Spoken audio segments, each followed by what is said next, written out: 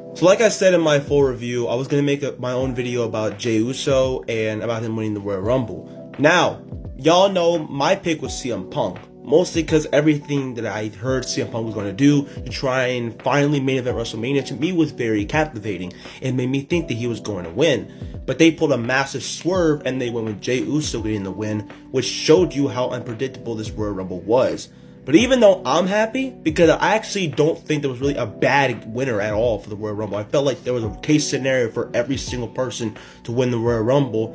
It seems like the IWC do what they always do, and that is ruin everything. Because Jey Uso, and so is Triple H, is getting a lot of backlash off of Jey Uso winning the Royal Rumble. And it's funny how people say, Jey Uso goes to main event Jey Uso, but never main event shows. He's had 6 world title matches and never won the world title. People be begging and pleading for Jey Uso to finally win the world title. But when he wins the Royal Rumble, y'all want to switch up?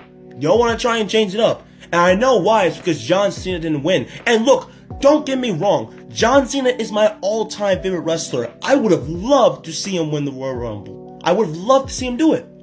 But him winning the Royal Rumble, I feel like would have been kind of a disastrous point, because if he did, then what's left for him to do in the retirement tour? He would have went on to WrestleMania, gotten his 17th world title. But don't you want to have more of the struggle, more of the him building up type of climax to try and getting that world title? Because remember, after he made the announcement that he was going to be in the Rumble on Raw on Netflix, the debut episode, he wasn't there. He wasn't on any episode of Raw. So he made his official appearance back in 2025, not counting on the Raw's Netflix show, at the Royal Rumble. And he said at the post media after he was in the final 2 with Jey Uso and lost that he's going to be in the Elimination Chamber.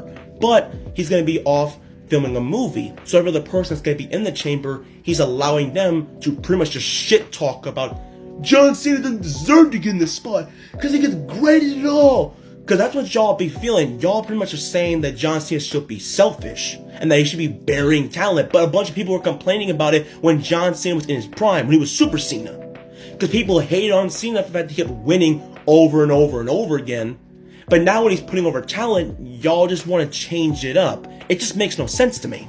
Look, I know a lot of people are very critical when it comes to Jey Uso. They criticize his in-ring work. They don't think he's as good because he's very limited for what he does. And majority of the moves that he also does for his style are nothing different to every other person. But when I look at Jey and also Jimmy in this scenario, I think of the Hardy Boys.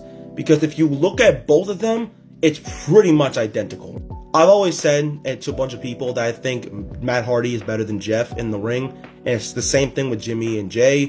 But Jey and Jeff Hardy are more popular because they're more connected with fans. Jeff Hardy became a popular stint because of how many times he kept continuing to do extreme stunts. He was known as the charismatic enigma for a reason, because he did all these things for the fans.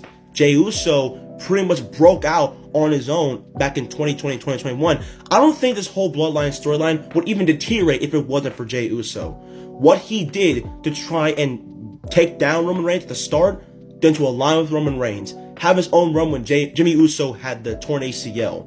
Jimmy Uso tried to take Jey out of the scenario, but then he joined up with Roman and Jey, and then had the storyline with Sami Zayn. And when Sami turned on Roman Reigns, and Jey walked out, was thinking about if he wanted to join Sami's side or Roman's side, and he joined Roman's side again, just to turn his back on him again. And now look at him right now, one of the biggest stars on the planet. Everything I've seen Jey Uso done, he absolutely deserves this Rumble win. And I'm not saying it's just because of the fact that he's just so popular. It's because he's worked his ass off for everything. And I know there'll be some people saying, oh, build up new stars. But wait, Jimmy Jey's not a new star. He's been here since 2010. As a single star, he actually does count as one. But again, I get that there are people that in your eyes deserve it a hell of a lot more. But honestly, with everything Jey has been through, and especially after what he did in 2024, I think he does deserve this win. But I just think people just be fickle these days.